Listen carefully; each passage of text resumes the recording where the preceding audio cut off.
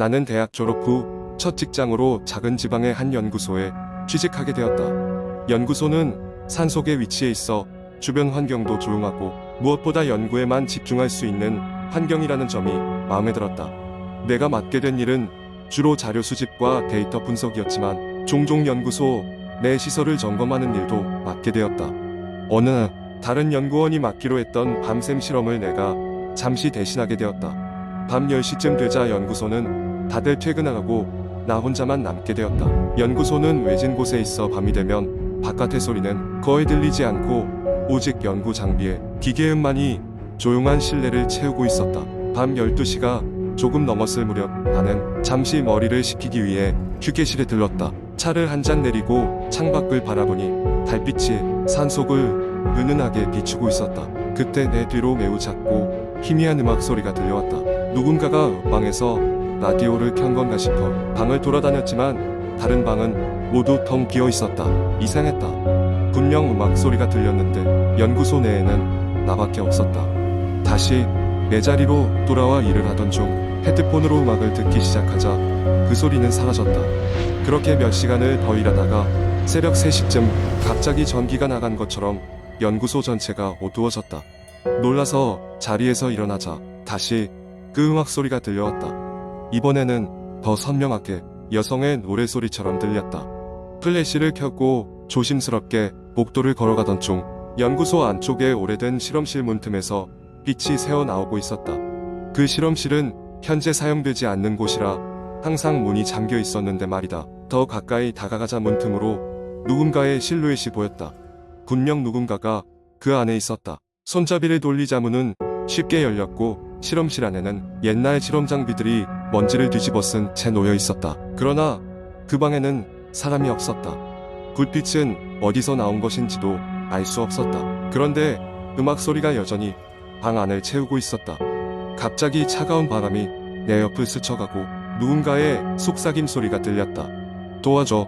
깜짝 놀라 뒤를 돌아봤지만 아무도 없었다. 그 순간 등 뒤에서 누군가 나를 부르는 소리가 들렸다. 놀라서 뒤돌아보니 이번에도 아무도 없었지만 벽에 작은 메모 하나가 붙어있는 것을 발견했다.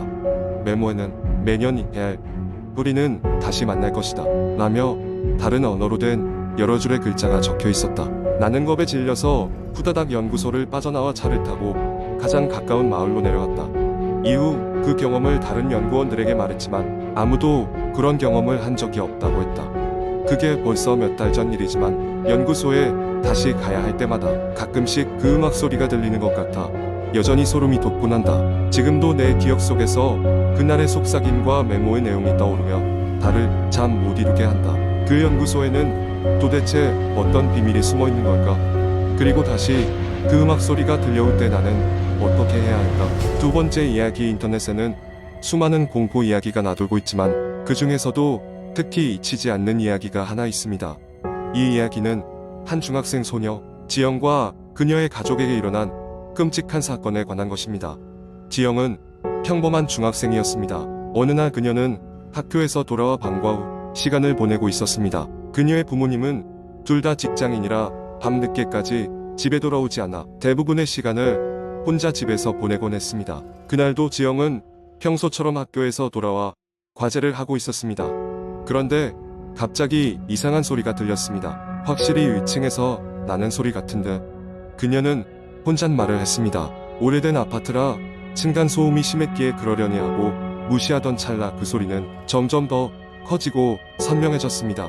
처음엔 그냥 무언가 떨어지는 소리 같았는데 점차 누군가 바닥을 쿵쿵거리는 소리로 변하더니 급기야 누군가를 절박하게 부르짖는 소리로 바뀌었습니다. 지영은 겁에 질려 소리가 나는 방향을 바라보았습니다. 그녀는 창밖으로 나가 확인해 볼까 했지만 가슴 속 깊은 곳에서부터 두려움이 몰려와 움츠러들게 만들었습니다. 시간이 흘러도 그 소리는 멈추지 않았습니다.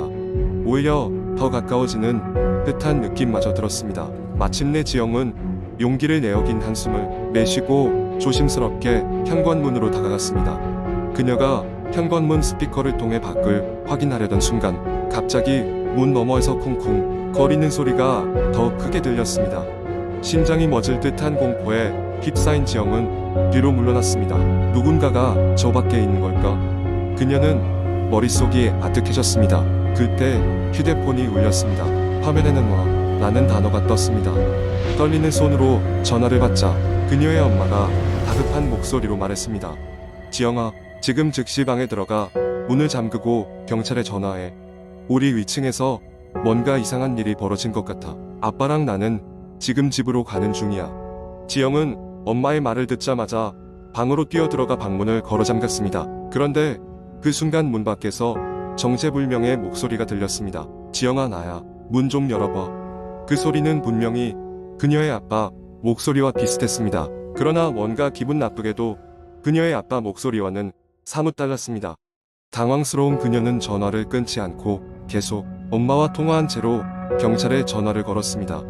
몇 분이 지나지 않아 경찰의 사이렌 소리가 들렸고 지영은 그제서야 안도의 숨을 내쉴 수 있었습니다.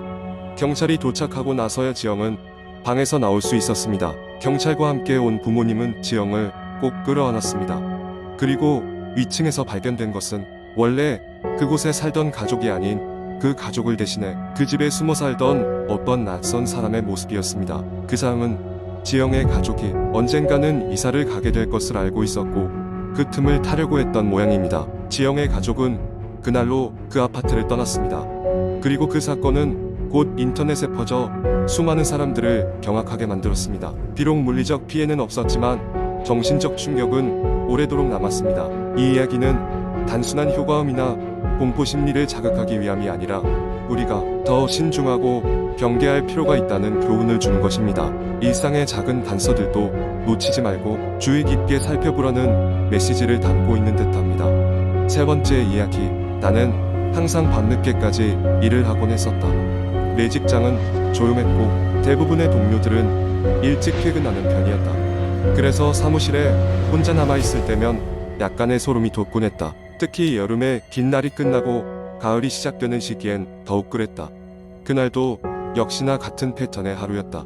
날씨는 쌀쌀해졌고 해는 일찍 저물어 창밖을 보니 이미 어둠이 내린 상태였다. 사무실의 유리창 너머로는 아무것도 보이지 않았고 희미한 길거리 가로등 불빛만이 창에 반사되어 어두운 사내를 더욱 쓸쓸하게 만들었다.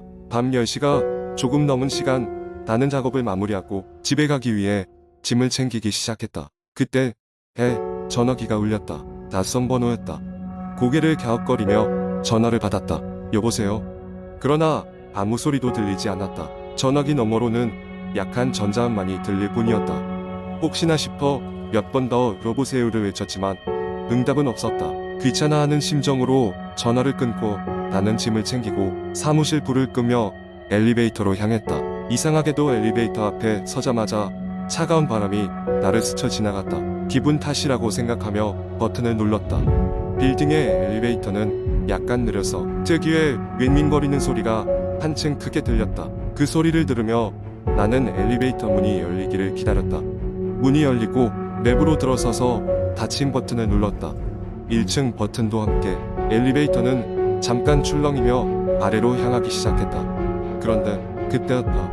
엘리베이터가 멈칫하더니 갑자기 정지했다. 갇혔나 싶어 조금은 당황했지만 덜컹이는 소리와 함께 다시 움직이기 시작했다.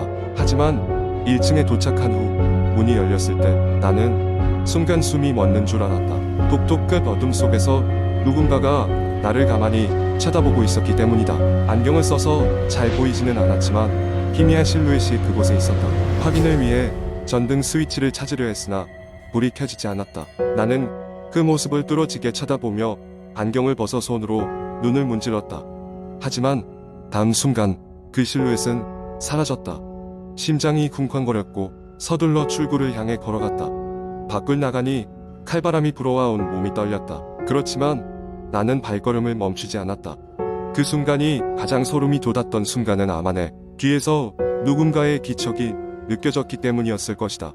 나는 뒤를 돌아보지 않은 채 걸음을 재촉했고 결국엔 내가 자주 이용하던 버스 정류장에 도착했다. 그곳에서 돌아보았지만 나를 따라오던 사람은 없었다. 안심하고 버스를 기다리며 어두운 거리를 한참 동안 멍하니 바라보았다. 하지만 정류장에 도착한 버스의 문이 열렸을 때 나는 다시 한번 주머니 속에서 진동하는 휴대전화의 벨소리에 깜짝 놀랐다. 또다시 같은 낯선 번호였다. 이번에는 전화를 받지 않고 그냥 무시한 채 버스에 올랐다. 어느새 익숙한 풍경이 보이기 시작했고 나는 버스에서 내려 집으로 들어섰다. 안도의 한숨을 내쉬며 현관문을 닫자마자 휴대전화가 또다시 울렸다. 그것도 여전히 같은 번호로. 나는 긴장된 마음으로 전화를 받았다. 여보세요? 이번에는 아주 작은 목소리가 너무나도 익숙한 그 목소리가 들려왔다. 너 괜찮아? 내 옛 친구의 목소리였다. 그런데 그 친구는 몇 해 전의 사고로 세상을 떠난 친구였다. 네 번째 이야기. 어느 작은 시골 마을에 영이라는 소녀가 살고 있었다. 그 마을은 산으로 둘러싸여 있고 주민들 사이에서 수많은 전설과 미신이 전해져 내려오는 곳이었다. 특히 마을 사람들이 오랫동안 두려워해온 것은 검은 산의 저주라는 이야기였다. 검은 산은 마을 뒤편에 자리 잡고 있는 우뚝 솟은 산으로 한 번 들어가면 다시는 돌아올 수 없다고 전해졌다. 이유는 전설 속 귀신들이 산을 지켜보고 있다고 했기 때문이다. 영희는 마을의 전설을 거의 믿지 않았지만 어느 날 호기심에 이끌려 친구들과 함께 그 산에 가보기로 했다. 친구들과 한껏 장난스런 마음으로 식량과 손전 등을 챙긴 채 산에 올랐다. 이야기가 사실일 리 없다고 생각한 아이들은 무겁지 않은 마음으로 산길을 따라 올라갔다. 길을 오르던 중 영희와 친구들은 곳곳에 이상한 표식과 흔적들을 발견했다. 처음에는 그것이 마을 노인들이 만들어 놓은 것이라 여겼다. 하지만 점점 깊숙이 갈수록 무언가 알 수 없는 불안감이 다가오기 시작했다. 그때 영희의 친구 중 한 명이 풀숲에서 낡은 일기장을 발견했다. 일기장은 이미 오래된 것처럼 보였고 그 위에는 여러 사람들이 알 수 없는 시체들을 묘사하고 있었다. 기괴한 일기장을 발견하고 나서부터 아이들은 점점 산길이 낯설어지고 방향 감각을 잃기 시작했다. 빈틈없이 둘러싸인 나무가 빽빽하게 늘어서 있어 길을 찾기 어려워졌고 저녁 시간이 가까워오자 불안감은 더욱 커졌다. 아이들은 어딘가 잘못 들어섰음을 깨달았고 서두르지 않으면 산속에서 밤을 보내야 할지도 모른다는 생각이 들었다. 이때 가장 민첩한 친구가 허물어져가는 나무집을 발견했다. 집은 마치 세월의 무게를 견디지 못한 채 금방이라도 무너질 것 같았지만 밤중에 맹수라도 나타날지 모른다는 두려움에 그곳에 머무르기로 결정했다. 집 안은 썩은 나무 냄새가 진동하고 있었고 게다가 아무도 없는 것 같았지만 의자가 마치 누군가 갓사용한 것처럼 뒤집혀 있었다. 한참 지나 아이들은 잠자리에 들었다. 그때 누군가 헐떡이며 집으로 들어오는 소리가 들렸다.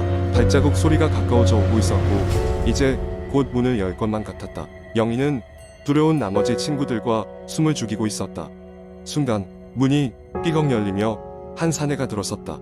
그는 형체조차 확실히 보이지 않는 검은 그림자 속에서 서성이고 있었다. 한참을 그러더니 그 사내는 고개를 돌려 일기장을 들고 있는 영희를 노려보았다. 영희는 그의 시선을 느끼고 금세 일기장을 떨어뜨렸다. 사내는 고개를 끄덕이고 마지막으로 이렇게 말했다. 여자애야, 이곳에 들어오지 마라. 이번이 마지막 경고이다. 그러고 나서 사라지듯 어둠 속으로 걸어나갔다. 영희와 친구들은 공포에 질린 채 가만히 누워 있었다. 그날 밤 아이들은 겨우 잠에 들 수 있었다. 아침이 되자 동이 트면서 산속에 갇혀 있다는 공포심도 함께 사라졌다. 서둘러 산을 내려온 아이들은 마을의 모든 사람들에게 그간의 경험을 이야기했다.